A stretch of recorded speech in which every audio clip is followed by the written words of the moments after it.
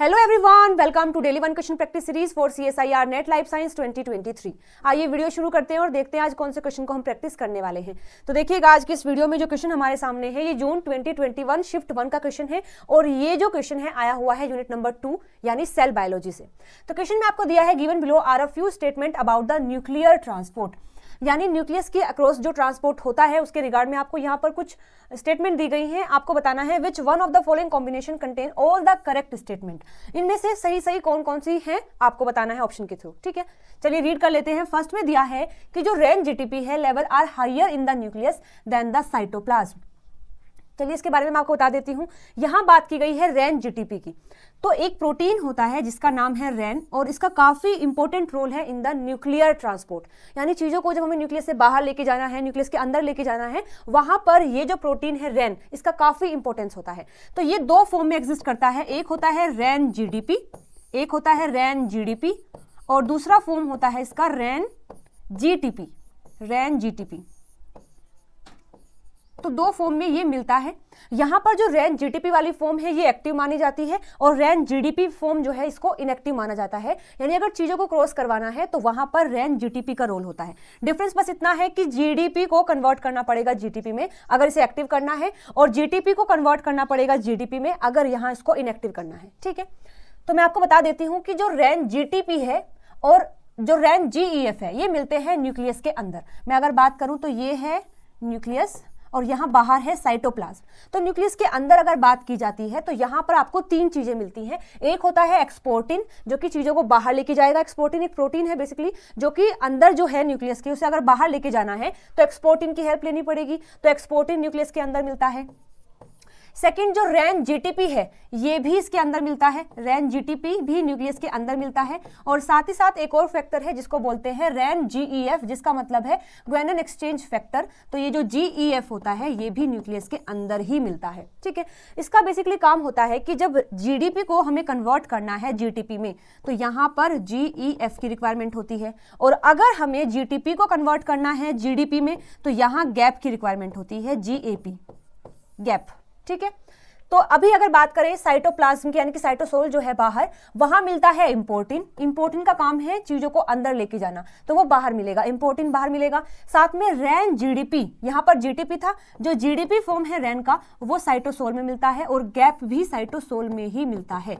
ये बातें आपको याद रखनी पड़ेंगी इसके अंदर। ठीक है, और अभी मैं फिर से रिकॉल कर देती हूँ। एक्सपोर्टिन, रेन जीटीपी और रेन जीईएफ ये मिलता है न्यूक्लियस के अंदर। इंपोर्टिन, रेन जीडीपी और रेन जीएपी ये मिलता है साइटोसोल में। ठीक है, चलिए एक बार देख लेते हैं इसके रिगार्ड में। हमें दिया है कि जो रेन जीटीपी है उसका लेवल हाई होता है in the nucleus than the cytoplasm. तो ये बात तो बिल्कुल सही कही है कि रेन जीटीपी का जो लेवल है वो न्यूक्लियस में ज्यादा होगा एज कंपेयर टू साइटोप्लाज्म। तो जो फर्स्ट स्टेटमेंट है ये हो जाएगा सही। ओके, सो नेक्स्ट में दिया हुआ है कि जो न्यूक्लियर इंपोर्ट रिसेप्टर होते हैं can shuttle between the nucleus and the cytoplasm. जो न्यूक्लियस है, साइटोप्लाज्म है, उनके बीच में ये जो इंपोर्ट का रिसेप्टर है ये शटल करता रहता है। ये बात बिल्कुल सही है क्योंकि चीजों को अगर हमें मूव कराना है न्यूक्लियस से साइटोप्लाज्म में, साइटोप्लाज्म से न्यूक्लियस में, तो ये जो रिसेप्टर होते हैं शटल करते रहते हैं, कभी यहाँ तो कभी यहाँ, कभी यहाँ तो कभी यहाँ, ताकि चीजों का ट्रांसपोर्ट किया जा सके। तो ये स्टेटमेंट भी सही है। सी में लिखा है NTF2 transport rain GDP into the cytosol. तो देखो यहां पर मैं आपको बता देती हूं कि जैसे ही ये न्यूक्लियस वाला पार्ट है और यहां पर होता है रेन जीटीपी, आपको मैंने पहले बताया है कि इसके अंदर होता है रेन जीटीपी।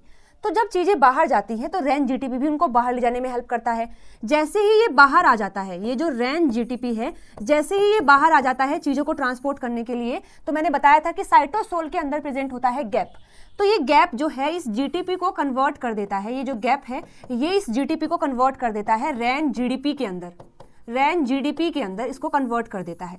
अब रेन जीडीपी को अगर कन्वर्ट होना है फिर से रेन जीटीपी के अंदर, क्योंकि वो उसकी एक्टिव फॉर्म है, तो उसे न्यूक्लियस में आना पड़ेगा क्योंकि न्यूक्लियस में होता है जीईएफ जो कि कन्वर्ट कर देता है रेन जीडीपी को इनटू द रेन जीटीपी। तो इसका अंदर आना जरूरी है। तो उसको अंदर लेकर आने के लिए एक फैक्टर होता है जिसका नाम है NTF2 और ये जो NTF2 होता है ये रेन जीटीपी को अंदर लेकर आता है ताकि फिर से ये रेन जीटीपी में कन्वर्ट हो जाए।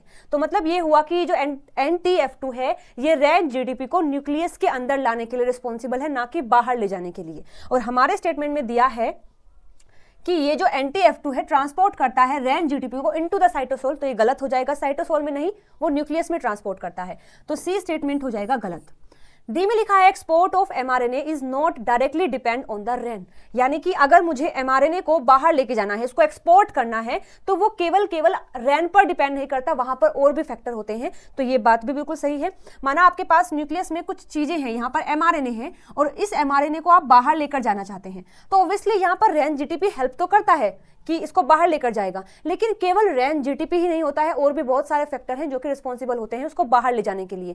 सबसे मेन अगर मैं बात करूं तो यहाँ पर होता है एक न्यूक्लियर एक्सपोर्टिंग सीक्वेंस होता है। यहाँ पर अगर इस mRNA के पास वो सीक्वेंस प्रेजेंट है तो ही वो बाहर जाएगा, अदरवाइज वो बाहर नहीं जाएगा।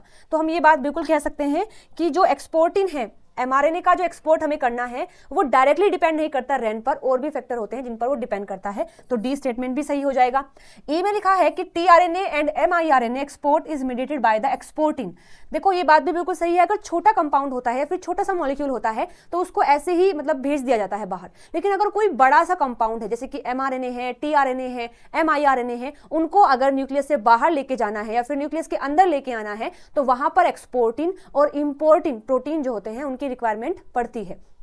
तो यहां पर सही दिया हुआ है कि जो tRNA है, miRNA है, अगर उनको बाहर एक्सपोर्ट करना है तो हमें एक्सपोर्टिन की रिक्वायरमेंट जरूर होगी। ठीक है, तो ये स्टेटमेंट भी सही हो जाएगा, यानी सी गलत है, बाकी सभी सही हैं। तो सी इसमें दिया है तो ये भी कट जाएगा, इसमें भी सी दिया है ये भी कट जाएगा, इसमें भी सी है तो ये भी कट जाएगा, यानी जो थर्ड ऑप्शन है ABDE is the right answer for this question. ठीक है, तो ये हमने सॉल्व कर लिया है। आई होप आपको समझ आया होगा। अभी भी अगर कोई डाउट है तो आप कमेंट करके मुझसे पूछ सकते हैं। मिलते हैं अगली वीडियो में नए क्वेश्चन के साथ में। Till then bye bye, take care.